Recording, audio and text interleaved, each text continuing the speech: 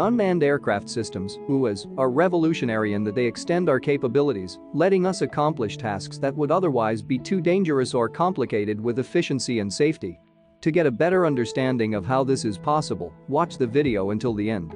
Unmanned aerial vehicles, UAVs, are powerful military aircraft that can be operated autonomously, remotely, or both. UAVs come in handy when it comes to carrying sensors, target designators, offensive ordnance, and electronic transmitters designed for the purpose of disrupting enemy targets.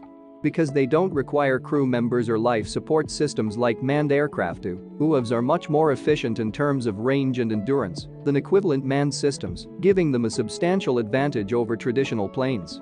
Following World War II, global military forces began to use target drones and remotely piloted vehicles, RPVs. Fast-forwarding a few decades later, the early 1980s saw revolutionary advances in UAV technology. Israel Defense Forces utilized tiny UAVs resembling large model airplanes, equipped with trainable television and infrared cameras, as well as laser-guided munitions, all controlled by a distant command station. Thus marking the inception of modern unmanned aerial vehicles into warfare systems. Thanks to their compact size and hushed motors, these vehicles demonstrated remarkable effectiveness in monitoring battle zones and determining targets. Other militaries followed Israel's lead, most notably the United States, who even bought some of the early Israeli models or manufactured them under authorization. The quintessential American tactical UAV, which exemplifies the growth of such aircraft, is the MQ-1 Predator that first flew in 1994 and came into service a year later. The Predator, measuring 26 feet 8 inches in length and 41 feet 8 inches across its wingspan, is propelled by a piston engine driving a pusher propeller. Reaching speeds of up to 80 miles per hour and boasting an endurance time of 24 hours, this aircraft boasts visible and infrared television capabilities, as well as synthetic aperture radar and passive electronic sensors, not to mention the capacity for carrying anti-tank missiles. The Predator and Reaper, two turboprop-powered derivatives of one another, transmit control inputs and sensor outputs via communications satellite. These aircraft have been incredibly beneficial in the conflicts within Iraq and Afghanistan, as well as purchased by many allies of the United States due to their enhanced performance capabilities, which enabled them to carry a larger selection of ordnance loads. For military operations, larger UAVs such as the RQ-4 Global Hawk are essential for strategic reconnaissance. This jet-powered craft is 44 feet in length and boasts a wingspan of 116 feet, with an impressive cruise speed of 400 miles per hour and 36 hours endurance period. It's equipped with photographic, radar, and electronic sensors to monitor its environment effectively.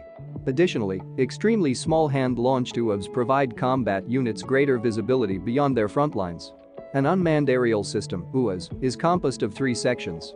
The autonomous or human-operated control system, usually found on a ground platform, ship, or in certain cases another airborne platform, an unmanned aerial vehicle, UAV, and finally a command and control unit, C3, which links both elements. From pocket-sized hand-launched UAVs to bulky and purpose-built fixed or rotary wing aircraft, unmanned aerial systems, UAS, have come a long way. These systems range from remotely piloted air systems where pilots control them via radio data link from afar to semi-autonomous UAVs that pilot themselves with some human input. In recent years, many people refer to these devices as drones, however, this term is not universally accepted by all. Thanks to the reallocation of airspace, both temporary and permanent, which excludes or severely limits access by manned aircraft, UAV development and use has flourished. This shift in policy has enabled military UAS systems, particularly larger UAVs, to expand their capabilities drastically. The military has typically lowered their acceptable standards for aircraft's initial and recurring airworthiness to levels below what civil safety regulations require. This limitation also largely eliminates the need for sense and avoid technologies, which would otherwise be essential when operating UAVs in shared airspace if we want to ensure that collisions between aircraft or UAVs are minimized. The aim in regards to civil RPAS is to exhibit an identical level of security as that which manned aircraft are exposed to. Nevertheless, it has been a struggle to determine what amount of safety constitutes this outside non-controlled airspace. The dispute of allowing commercial UAS to fly at reduced levels, usually beneath 400 to 500 feet above ground level (AGL) in unsegregated airspace, has commonly been connected with the absolute restriction of unmanned aerial vehicle access into regulated airspace, which applies at surface level or any uncontrolled airspace where entrance could interfere with aerodrome operations. The implementation of necessary permissions has not only helped minimize third-party injury, invasion of privacy, and other concerns, but also ensured that operators who typically do not have experience as a pilot of a manned aircraft are thoroughly trained. To address this need, new training organizations dedicated to the education and qualification of RPAS operators have emerged in many countries such as the UK CA, even going so far as to officially endorse them. As the introduction of RPAS technology becomes more common in both military and state operations, operator training is gaining further attention.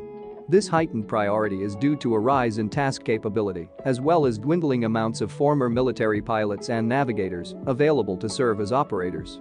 The terms UAS and RPAS are relatively new, yet they can be applied to the traditional hobby of flying radio-controlled model aircraft within a visual line of sight, VLOS.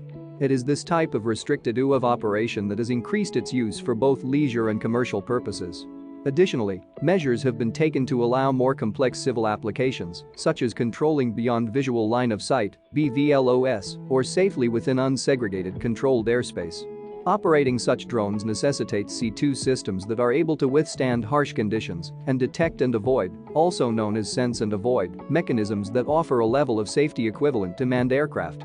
While it is recognized how paramount this capability is, determining what measure of security should be established within various categories of airspace remains unresolved. Now let's talk about the safety regulations of UAS.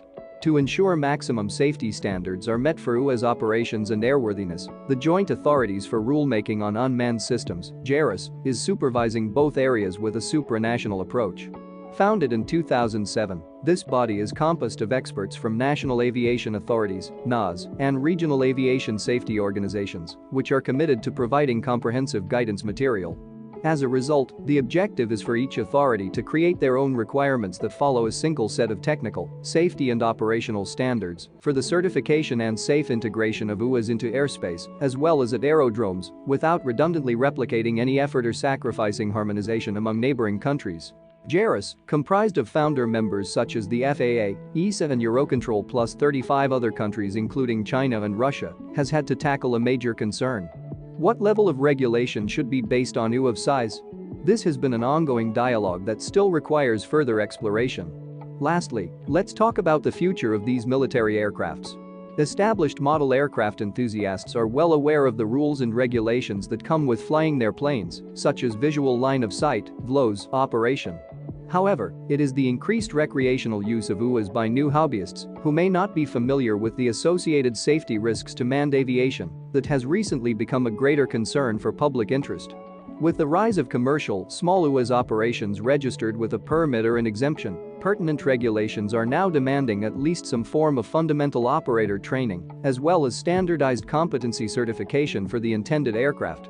Examples of such certifications include the Basic National UAS Certificate (BNUC) and Basic National UAS Certificate for Small Unmanned Aircraft (BNUCS). These courses, recognized globally in lieu of any other alternatives, are available via training organizations that have approval from the UK CA. To conclude, the UAS industry is experiencing a period of rapid development and expansion as technology continues to improve and its existence has proved to be beneficial for military purposes. This growth has been supported by an equally dynamic policy environment that seeks to ensure the safe operation of these systems, both in the sky and on the ground. The changes to both technology and policy have opened up a range of new applications for UAVs that were previously inaccessible. As the industry continues to grow, the need to ensure safety will remain essential. By continuing to adhere to stringent regulations, the industry can maintain its growth trajectory without compromising safety or security in our skies. So this was all about unmanned aerial systems. If you liked this video, give it a thumbs up and don't forget to subscribe to our channel. See you in the next.